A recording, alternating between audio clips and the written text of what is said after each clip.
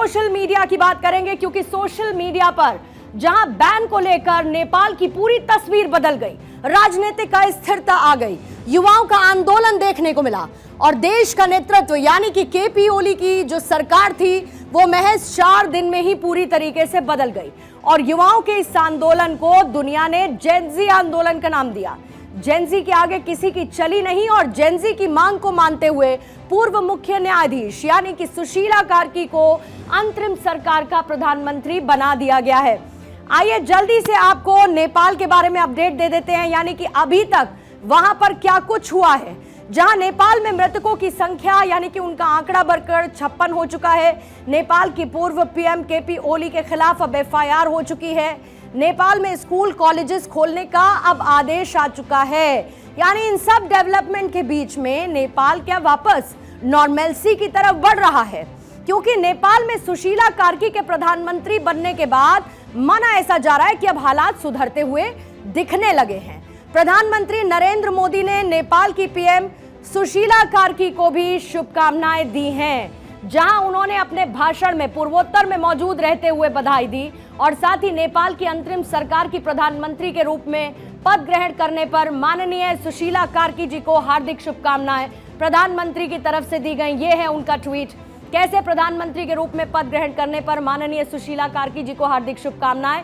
नेपाल के भाई बहनों की शांति, प्रगति, समृद्धि के लिए भारत पूरी तरीके से प्रतिबद्ध है और नेपाल की अंतरिम सरकार की प्रधानमंत्री के रूप में पद ग्रहण करने पर माननीय सुशीला कार्की जी को हार्दिक शुभकामनाएं प्रधानमंत्री नरेंद्र मोदी की तरफ से इस ट्वीट के साथ दी गई हैं। और सिर्फ ट्वीट के जरिए नहीं, प्रधानमंत्री मोदी ने अपने पूर्वोत्तर के राज्यों के दौरे के दौरान नेपाल का न सिर्फ जिक्र किया बल्कि सुशीला कार्की को बधाई दी है। जाहिर है कि नेपाल की पहली चीफ जस्टिस बनी थी सुशीला कार्की और अब उन्हें यह जिम्मेदारी सौंपी गई है और अब पहली प्रधानमंत्री वो बन चुकी हैं। और ऐसे में सुशीला कार्की ने जहां पर नेपाल में इतिहास रच दिया, जेनजी आंदोलनकारियों के बीच वो लोकप्रिय रही हैं, उनकी छवि भ्रष्टाचार विरोधी रही है।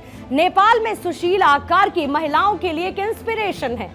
सुशीला कार्की के हाथों में नेपाल की कमान केवल इन्हीं कारणों से नहीं दी गई है, इसके अलावा ऐसे बहुत सारे फैक्टर्स इंपॉर्टेंट हैं जिसकी वजह से वो आने वाले महीनों के लिए नेपाल की लीडरशिप संभालेंगी।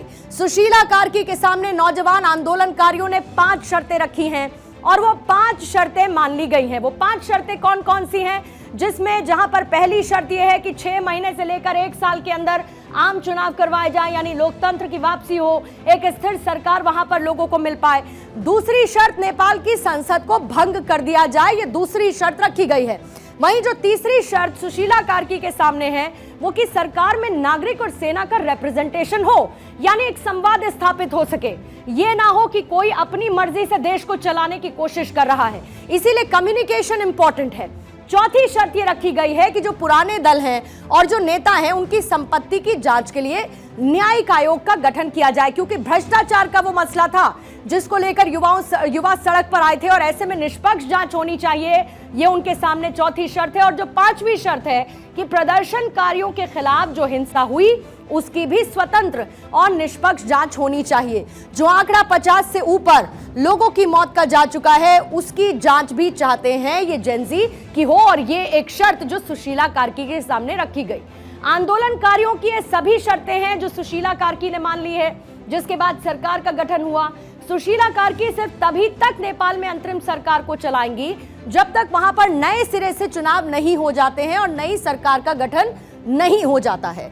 सुशीला कार्की के शपथ दिलाने के बाद जहां पर राष्ट्रपति रामचंद्र पौडेल ने उनसे कहा कि देश बचाइए और सफल रहिए, जिसके जवाब में सुशीला कार्की ने धन्यवाद कहकर जवाब दिया। सुशीला कार्की ने कमान तो संभाल ली है, लेकिन ऐसा नहीं है कि उनके सामने चुनौतियां नहीं है। तो आइए चुनौतियों का जिक्र करते हैं। सुशीला कार्की के सामने कौन कौन सी चुनौतियां। पहली, नई सरकार पर भरोसे को कायम करवाना। जो आंदोलनकारी हैं, जो निराश हैं, जो ये जानते हैं कि पहली की सरकार ने उनके साथ संवाद नहीं किया, कैसे भरोसे को, उस ट्रस्ट डेफिसिट को कवर अप किया जाए, ये पहली चुनौती उनके सामने है। इसके साथ ही दूसरी चुनौती है जेनजी और पुराने नेताओं में समन्वय बनाना, ताकि कोई किसी को किसी का विरोधी ना समझे, लोकतंत्र की वापसी हो सके, सरकार स्थिर हो सके, ये एक दूसरी चुनौती है। फिर जेनजी के सभी नेताओं का समर्थन पाना, यानी कि जितने भी नेता हैं उनका सपोर्ट मिल पाए, उनको किसी भी तरीके का विरोध या फिर विद्रोह ना हो और वैसी स्थिति दोबारा से ना पनपे जैसा कि पहली देखने को मिली है। वहीं अंतरिम सरकार को करप्शन फ्री रखना, भ्रष्टाचार का एक बड़ा मुद्दा, जिसकी वजह से पूरा का पूरा सत्ता परिवर्तन हुआ और इसी सत्ता परिवर्तन के बाद भ्रष्टाचार विरोधी चेहरा सुशीला कार्की थी, जिन्हें वहां के जेनजी ने सपोर्ट किया और इसीलिए भ्रष्टाचार को लेकर उन्हें कदम उठाने होंगे ताकि वहां पर लोगों को इस भ्रष्टाचार से दूर रखा जाए, देश को बचाया जाए। और न सिर्फ भ्रष्टाचार बल्कि बेरोजगारी एक बहुत बड़ी वजह रही, जिसके बाद यह आंदोलन देखने को मिला। तो दोनों को ही, यानी भ्रष्टाचार, बेरोजगारी, दोनों को खत्म करना सुशीला कार्की की पहली प्राथमिकता देखने को मिलेगी। इसके साथ ही नेपाल क्योंकि बर्बाद हो चुका है, जगह जगह आगजनी, जो बिल्डिंग्स थी, चाहे राष्ट्रपति भवन हो या फिर प्रधानमंत्री आवास हो या फिर बाकी जगह सुप्रीम कोर्ट हो, इन सब को जला दिया गया। तो एक बार फिर से सुशीला कार्की को इन सब का वापस से निर्माण करना होगा और साथ ही अगर किसी भी तरीके के विपरीत हालात बनते हैं तो उसमें संतुलन साधना, ये एक बड़ी चुनौती सुशीला कार्की के सामने रहने वाली है, जिसको मुमकिन है कि वो ठीक से निपटेंगी। अब जो एक्सपर्ट्स हैं उनका मानना है कि कार्की को पारदर्शिता सुनिश्चित करने के लिए कड़े कदम उठाने होंगे। जो सरकार के कॉन्ट्रैक्ट्स हैं और साथ ही जो नियुक्तियां हुई हैं उसमें पहले भ्रष्टाचार पर लगाम लगानी होगी, बेरोजगारी को कम करने के लिए शिक्षा, ट्रेनिंग कार्यक्रम, स्टार्टअप्स को बढ़ावा और जो निजी निवेश है उसके लिए एक माहौल को तैयार करना होगा। युवा पीढ़ी जो कि सोशल मीडिया पर एक्टिव है, उनसे संवाद, उनसे कम्युनिकेशन बनाना उनके लिए बहुत जरूरी रहने वाला है और ये सब कुछ सुशीला कार्की को नॉर्मलसी पर नेपाल को लाने के लिए करना जरूरी है। I'm glad that they are choosing a leader. They're choosing somebody to lead the country because you can't have a political vacuum. Secondly, I want to say this, Sushila Karki ji is a former Chief Justice. She has a reputation as being a straight individual, corruption, somebody who's fought against corruption, given many human rights answers, etc. She's also a senior person. We are fortunately studied at BHU.